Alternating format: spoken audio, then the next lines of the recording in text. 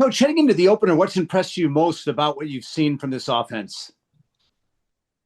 Um, I think we from a mental standpoint, the older guys, the guys that played last year, have a good grasp of what we're trying to do. So we're starting further ahead just from a understanding terminology, understanding different things, standpoint. You still have to have good fundamentals, right? You still have to work all those things with everybody, but I feel like we're year in the system, more familiarity. I think we've created some depth at some positions, like the snipe position, especially. Um, I'm excited to see what this bunch will do. I mean, we got to go execute, but I feel like in some ways we're further ahead, um, and a little deeper. I think there's still some areas we've still got to continue to grow depth. Still working on that on the offensive line.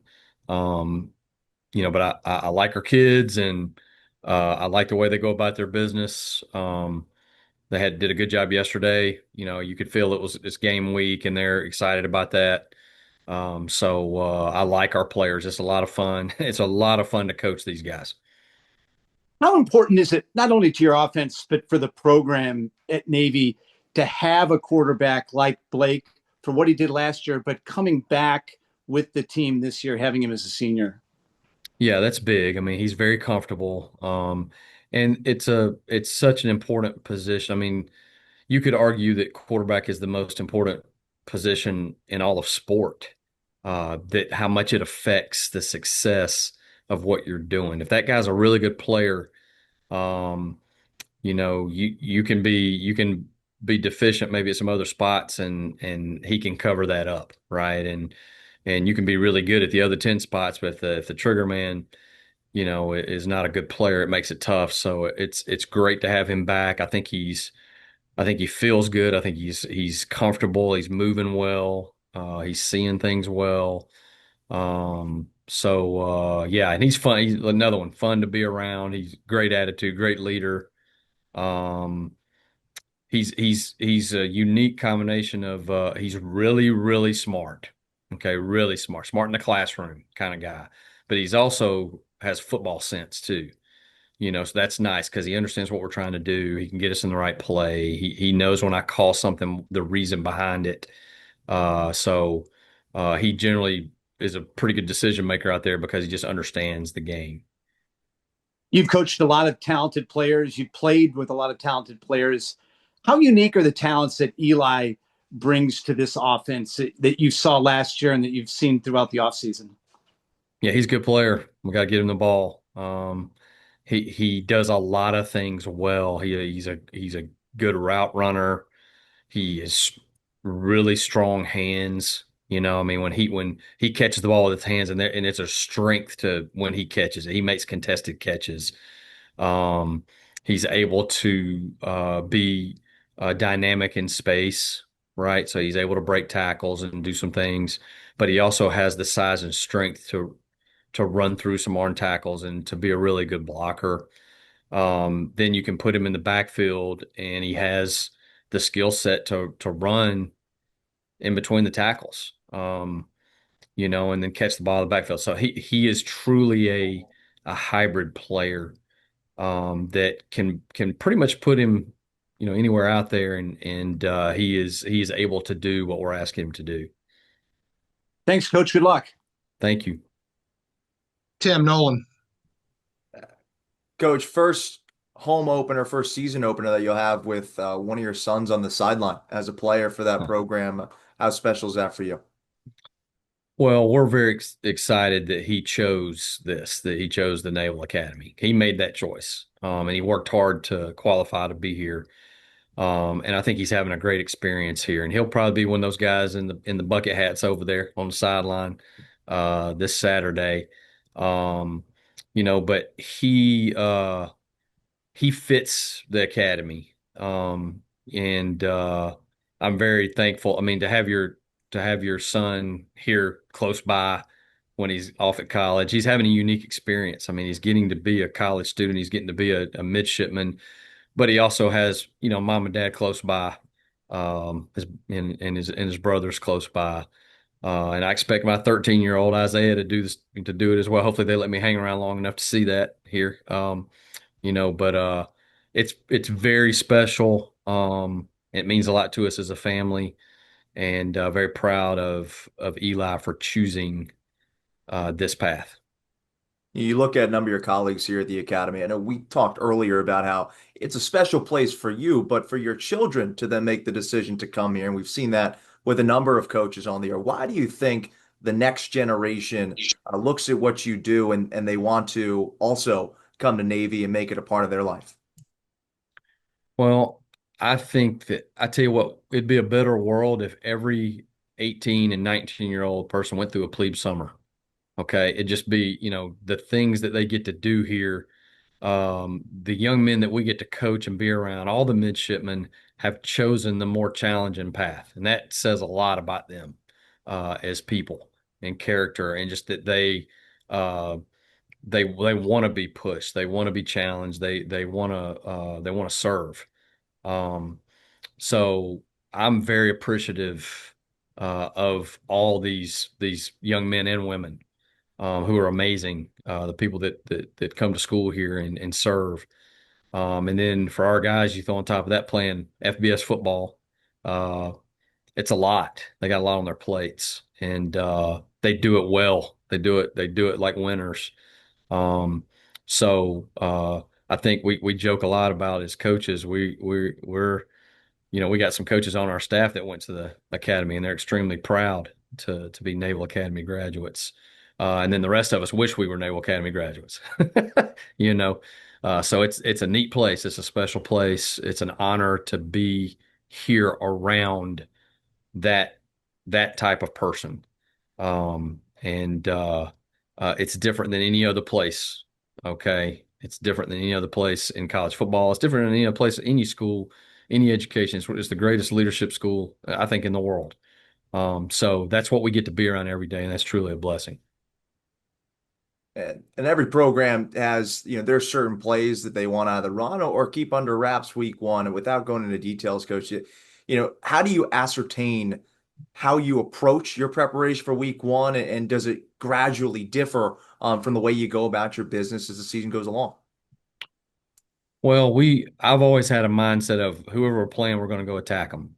Okay. And not, we're going to go run our stuff, and we're going to have a game plan that we hope fits what they do schematically defensively. We want to put our kids in great situations to execute whatever it is we're asking them to do.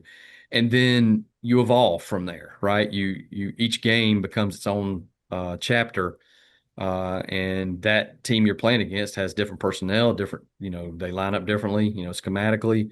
And so, but you got to be good at your base stuff and then build off of that, right? So, every week, what did we do well the previous week? And then how do we protect that by having a counter off of it, or a little pass off of it, or something, to give the defense something else to think about. So, I like where we are schematically right now.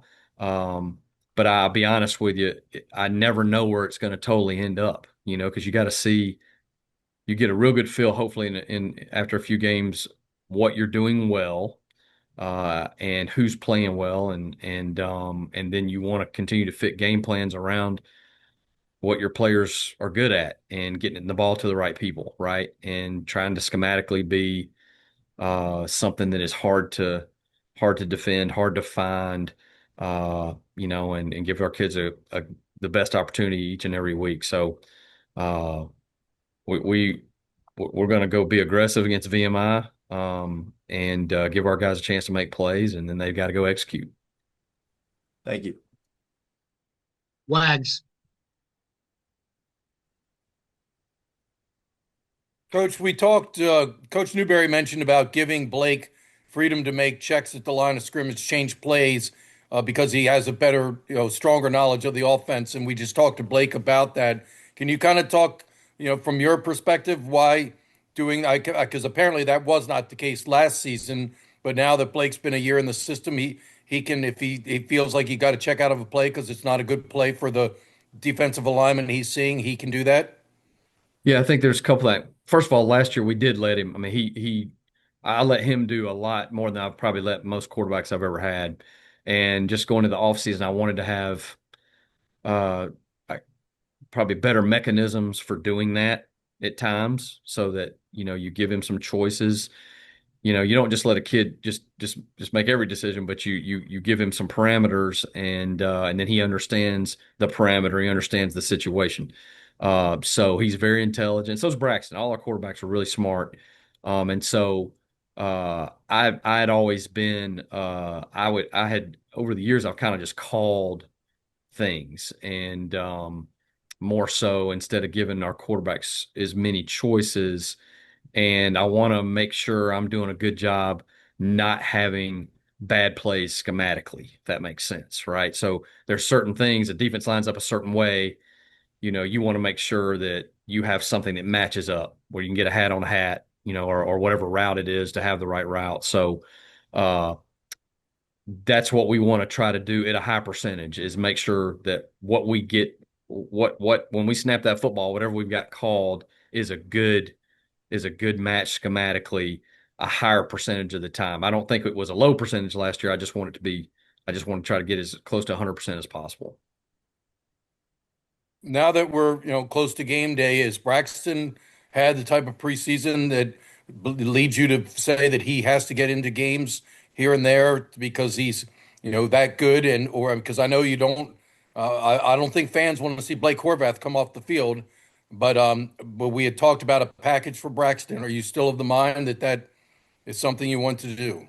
Yeah, I mean, obviously Braxton's very capable, right? So you feel good about your quarterback room, knowing that you feel like you have guys that you can go win with. And Jackson Gutierrez shows a lot of flashes too. So I think the future of the position is in good hands. Obviously, Blake is our guy, but it's don't be surprised if Braxton's in there some. I mean, it just some of that depends on the flow of the game, what's going on.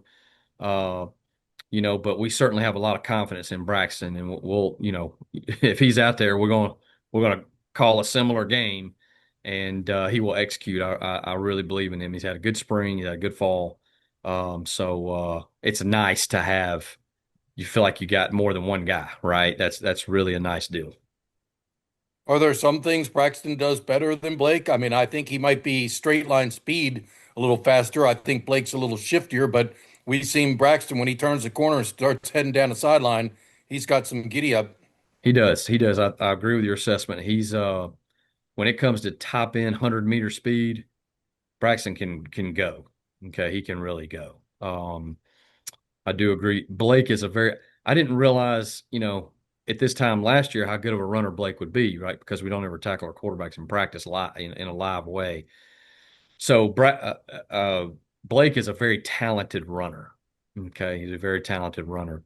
Um, Braxton probably has a stronger arm, but he really has a strong arm. So I think they both bring certain abilities to the table.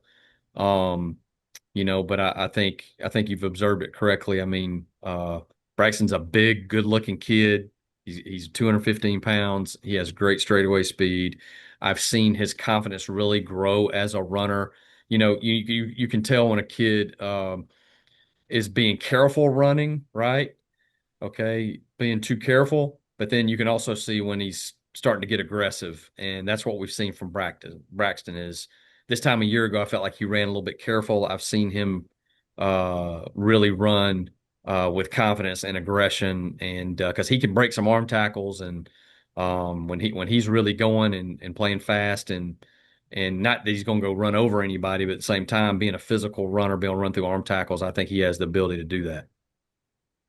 All right, I have other questions, but I want to let Joe Miller get in and get his first. Joe, Thanks, Wags. Hi, Coach. Let's talk a little bit about VMI. What are you concerned about? What have you seen from them defensively? What are you looking at from their perspective going into week one that you guys have to be aware of? Yeah, they got our attention, certainly. And I know Coach Rocco, obviously from having been in the Southern Conference, played against him 1 year at Mercer there. It was his first year as head coach at VMI. I think he does a phenomenal job. Got a lot of respect for him. He's been good at several different places. Richmond, Delaware. I mean, he Liberty, and so he'll have his team ready to play. Their defense coordinator, and all of a sudden I'm drawing a blank on the gentleman's name. Y'all help me out here, Strauss. Um, he came from Delaware, right? And where he was with Coach Rocco. He was the linebackers coach there, but he was on the defense that when Delaware beat, Navy, I guess in 22. Okay, I think was it 22? Yes. So obviously that's something that we've paid attention to because he's very similar schematically at VMI to what they were at Delaware when he was on that staff. So Delaware did a great job defensively that year in that game. We see how they, we think they do a lot of things. First of all, they're kind of like us defensively, right? They got good, tough, smart kids, and they line up a lot of different ways, and they line up in unique ways. They do uh, a lot of bear fronts where they're covering up all your offensive linemen. So that's not as many people do that. They'll slant those guys around. They'll blitz you from everywhere. They'll play, one high defenses, then they'll come down and play robber where they trap their corners. I think they have a good understanding of how to, defend some of the things that we do. Their kids will play hard. They'll play aggressive. They'll play smart. They'll play tough. Uh, I've gone against some good defenses at VMI. When I first got to Mercer, they won the conference. They're the Southern Conference in the COVID year, and they played really good defense. So they'll come out and they'll give us their best shot, and they'll do some challenging things schematically that are a little bit unique and unusual that we've got to be able to handle as we go. Because you're trying to work on the main two or three things that you think you're going to see, but obviously they'll get in that game and they've had a whole off season to adapt and evolve schematically, and there'll be some things we haven't seen that we'll have to adjust to. I dropped in the chat, but it was Rich Yonner is his Yep, name. Rich, that's right. Yep. Coach Yonner. That's right. He does a nice job, really nice job. And that Delaware score when they beat us was 14-7. Right. So it was tough to score that day. So that's got our attention. You could possibly have 3, 4 guys make their debut on the offense line, first action for them.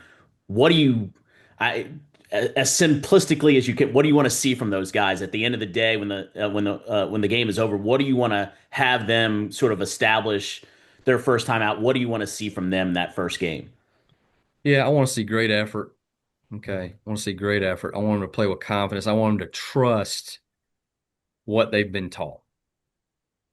Sometimes human nature, your first time is to, you think you got to do something, superhuman, or wild or something more than you've done in practice. Just go play hard, play with confidence, play fundamentally sound, doing the things that you've been taught to do. And if you make a mistake, make it full speed.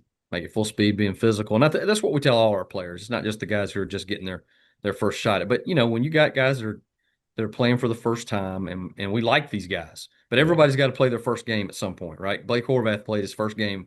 Everybody's got to play their first game. That's all we want them to do is don't chase ghosts out there. Trust what they've been taught. Use the fundamentals. Play hard. Play physical. Bounce back. Right when you make a mistake, don't let that lead into the next 5 plays. Just keep playing the next play, and the more they play, the better they're going to get. I know you have Brandon and Eli at Snipe, but what have you seen from Charles Robinson and Michael Barrow and, getting their first opportunity? Give us a little bit on what kind of players they are. Yeah. So Charles, obviously we moved from quarterback, before spring, and that has been a very good move. As far as, not that he could never play quarterback here, but he just really has the skill set and the mindset, the demeanor to play snipe for us. He's got length. We've tried to be very deliberate in our recruiting about getting a little longer at the snipe position, so he's got some of that length we've been looking for. We want him to continue to get bigger and stronger, but I think eventually he's going to be a 200-pound, snipe right there, which kind of compares him to Eli in size, right? And he is a very natural catcher of the football. He's got really good hands, strong hands. So the more he gets to do, because he moves like I mean, he moves like a snipe, okay, and the more he plays, the better he's going to get, and he provides depth there at that position that we were looking to find, right? So that was a big deal for us this spring and this summer, and obviously this August camp.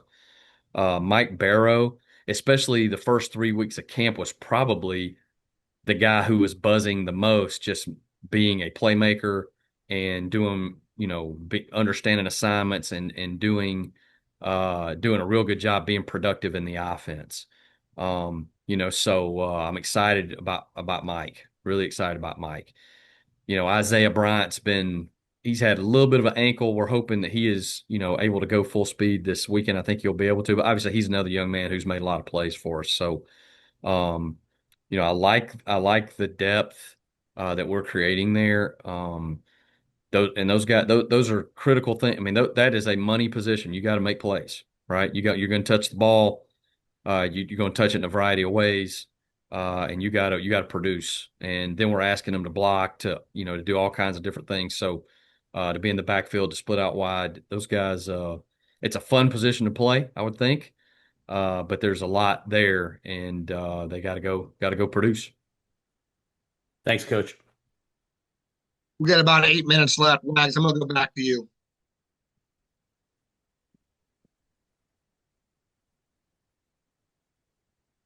Thank you.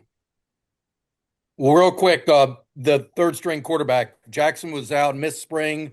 I think he was banged up a little early in camp or sick, I think. But he seems to have regained the number 3 spot. Robert Trey Jones had gotten a lot of reps during spring camp and had improved when we talked in spring. You said he had. Was that a close battle? And if so, what gave Jackson the edge? Yeah. First of all, Trey's improved. He's done some things we've asked him to do with his throwing motions and things, and that's a work in progress still. But he's made progress. I'm proud of Trey. Uh, Trey is a competitive young man, a very smart young man, and he tries hard to do what we're coaching him to do. And I think if he continues to improve, he'll end up helping us. Jackson, obviously, it wasn't ideal for him to miss spring. He had a little bit of a hip issue in the spring, and then he missed the first 2 days of August practice with a stomach bug. So he would be further along probably right now, with a lot of those reps. But Jackson has a bright future. He throws the ball well. He's really a physical runner, and then surprises you with his speed. He can run. So just getting him more and more comfortable. But I do think as the season goes on, the more reps he get, the better he's going to get, and that's kind of where we're at right now. With that, I think Jackson and Jackson may be another guy that you see in certain situations as the season goes along, because there are some things he does very well.